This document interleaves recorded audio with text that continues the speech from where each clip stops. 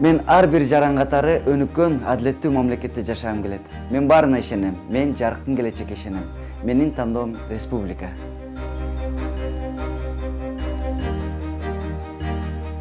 Ассаламу алейкум сүйүктөрчүлөр, Фрунзе ТВ каналы чоң суроо долбоору кайрадан эфирде. Жана бүгүнкү күндө биз көптөн бери жигиттер күтүп жүргөн теманы козгойлу деп чыктык. Себеп дегенде канча эфир чыгарбайлы, ар дайым кыздардан мынтип сурачы, кыздардан тигип сурачы деген темаларды сунуштайсыңар. Ошолордун арасында эң көп лайк чогултуп, эң көп жолу сунушталган темалардын бири болуп, айылдык жигитке тиесиңби дейт.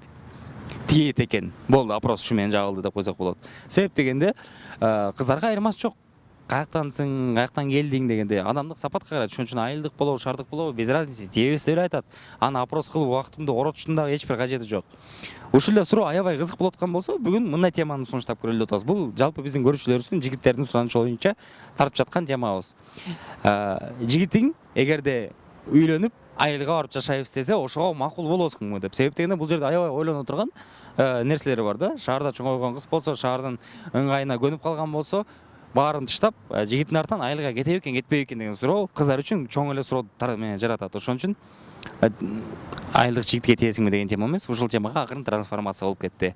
Баарын туура түшүнсөңөр, анда лайк басып койгула, каналга катталгыла, коңгуроо басып койгула, а биз болсо кыздардын таскасын чыгарганга кеттик. Салтка айланып калгандай.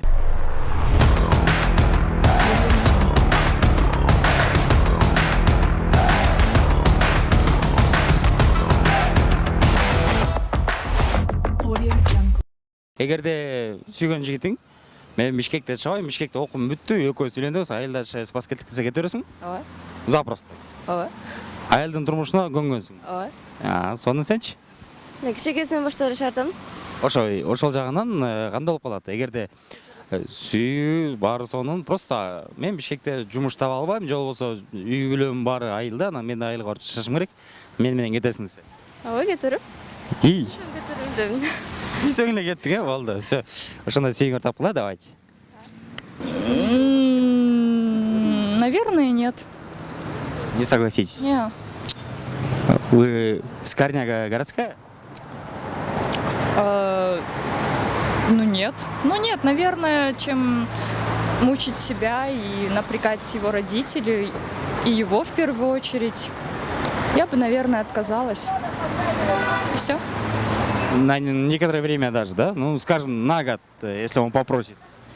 Хотя, знаете, я еще не влюблялась. Наверное, если это будет какая-то сильная любовь, где я прям потеряю себя, то может быть. Может быть, да? Все, спасибо. Я уже замужем, и я поехала в село. Вы уже как бы поехали, там немножко как бы гелин кызматын кылып и обратно. И до сих пор делаю гелин кызматы. Ой, классно. Выходные. Классно. А вы куда поехали? Село Байтик. В село Бать, ну это здесь. В принципе, недалеко, но тем не менее. Если бы это был Баткен, например, Талас, Искуль, я бы, наверное, не поехала бы. Да? К сожалению, да. Ну, элементарно далеко, и хочу быть в городе, всегда здесь постоянно жила с детства. Училась, работала, поэтому для меня это важно, к сожалению, наверное. Все, спасибо. И вам спасибо. Всё. Удачи.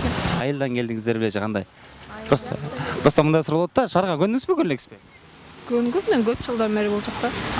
Эгерде жигитиңиз башкача болсо, анан шаарда жашап эле, айылга барып эле ата эне менен жашайсыздар, айылга кете бересизби? Мен 2 балам бар, семьям бар. Окуй, кечиресиздер. Бирок если ошондой болуп калса, суроо болуп калса, кетет белеңиз? Кетет болчу. Мен айылдан эле чыкканмын. Айылдын жашоосу эч бир коркутпайсыз. Жок. Сиздичи? Мен деле. Жигитим айылга жашайт десе, мен макул жолом да. Шаарда жүргөн айылдын жашоосу да. Сонун, да? Чоң рахмат. Жигитиңиз мен шаарда эмес, айылда чоңойгом, бияка окуумду бүттүк, эми үйлөнөлү, айылда жашаганга макулсуңбу десе, кетет белеңиз жигитиңиз тартынан? Же всё-таки бир аз ыңгайсыз болмок белесиз үчүн? Мен деле, в принципе, айылда эле чоңойгон кызмын. Мен бияка барып келип турам да айылгачы, макул болмокмун. Макул, то есть сизге эч кандай коркунуч жок? Түшүнүктүү. Пландар боюнча буюрса кандай? Биякта калмайбы же всё-таки айылга кетмейби? Билбейм, ал эмне десе ошону кылабыз да. Жигитиңизге көз каранды болуп калса? Чоң рахмат. Нет. Причина? Ну, в городе все-таки интереснее, наверное, из-за этого. Ну, если он скажет, что у меня там родители, я самый младший сын, надо за ними ухаживать. Нет. Такая тема, да? Да. Ну, я бы жила бы. Ну, я тоже из региона, как бы, вот поэтому я бы согласилась. То есть вам не Парень и так говорит. И так вы уже заранее знаете то, что поедете, да? Да, но, скорее всего, родители скажут, то, чтобы мы в городе жили, его родители. Потому что они более такие цивилизованные. И в карьерном росте, думаю, на это... Да, понятно. Ну, допустим, они скажут, Геленька пришла, надо как минимум там год-полтора там с ними пожить, а потом можете в городе отдельно уже самостоятельно жить. Год-полтора для вас как пройдут? Нормально или с трудом? Нормально, потому что мои родители тоже там живут из-за этого. Все понятно, да? Вы согласитесь на это? Если я его люблю, да? Ну, конечно же, любите. Вы за него выходите как бы фактически замуж, да? Не знаю. Ну, если я за него как бы решусь выйти, то, наверное, да.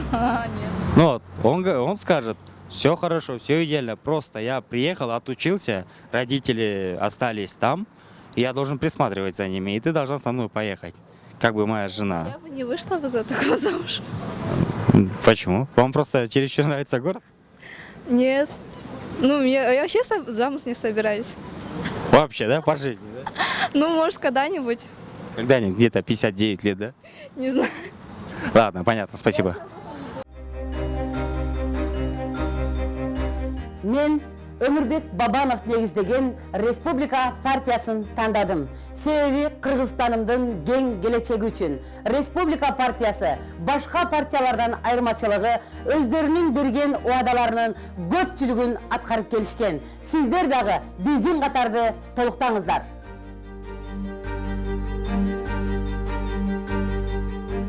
Айткандай эле кыздардын көпчүлүгү албетте макулбуз деди, и бул тура эле нерсе. Жок дегендердики дагы да тура. Себеп дегенде айта берип уже тажагана калдым. Ар бир адамдын өзүнүн ою бар. Ал ойду силер угуп эле коюп атасыңар. Эмне деп ойлонот болду экен, эмне деп жооп берет болду экен деп. Бул Кыргызстан ичинде бир бекитилген стандарттар жок, чтобы могул суроого именно баары ушундай жооп бериш керек деген сыяктуу. Ошон үчүн бүгүн ар кандай жооптор болду. Ал жооптордун баары туура деген позициядабыз. Себеп дегенде ар кайсы адамдан сурадык. Анан кийинки темаларга эгерде сунуштарыңар болсо, ылдыйга жакшылап тартып бергенге аракет кылабыз. Анан акыркы күндөрү эмне эле кыздардан эле кечки бирдемкелерди сурай бересиңер. Мен сурагам келбей эле силер ушул темаларды сунуштап атасыңар. Мен өзүмө тиешелүү сонун жакшы бир чыгарган темалар жөнүндө опрос кылганбыз. Коррупция жөнүндө кылдык. Дипломдун кереги тийдиби, тийген жокпу? Ажырашуулардын себеби эмнеден болуп атат? Ушул сыяктуу сонун темаларды козгоп чыксак, просмотрлар вообще эч канча эмес. Кыздар десең эле кете берет экен. Чын-чындап келгендечи. Ошон үчүн мага мындай темалар көп ачык айтканда жага бербейт. Себеп дегенде көчөдөн көргөндө элер кыздардын таскасын чыгарып жүрөсүң деп уже таанып калыптыр элдерчи. Молодец, могу теманы жакшы козгодуң деген сөздү көп угуп бербейсиң. Кыздардын таскасын чыгарып коюп жүрөсүңбү, бир аттап коюп мына жаныңан өтүп кетет да. Ошон үчүн бул нерсе мага ыңгайсыз. Мага жакпайт. Бирок кылыш керек. Анан жакшы бир темаларды козгойлу десеңиздер, ылдыйда комментарийлерди күтөм. Себеп дегенде чоң суроо долбоорунун башкы максаты ар бир адамдын өзүнүн ой жүгүртүүсүн өрчүтүү. Эгерде туура түшүнгөн болсоңуздар, анда кийинки эфирден көрүшкөнчө сак саламатта калыңыздар демекчибиз.